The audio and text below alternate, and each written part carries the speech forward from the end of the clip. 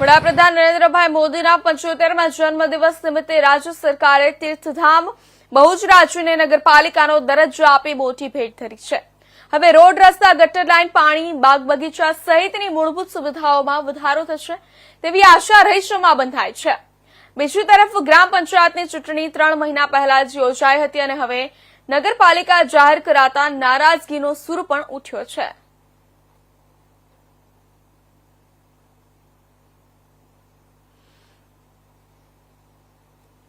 શું નામ કાકા તમારું? ઠાકોર જાયાજી કેસાજી। એક તમારું ગામ પંચાયતમાંથી નગરપાલિકામાં જઈ રહ્યું છે બહુચરાજી, તો શું કહેશો? સારી જ વાત છે ને ખુશી।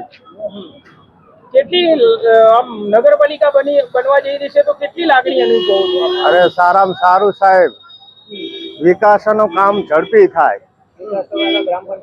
હા, એક ગ્રામ પંચાયત હતું તો ગ્રામ પંચાયતમાં કામો થતા હતા કે એના કરતા વધારે? એના કરતા વધારે થાય, બમણા થાય। નામ કાકા તમારું? ચંદુભાઈ જાની।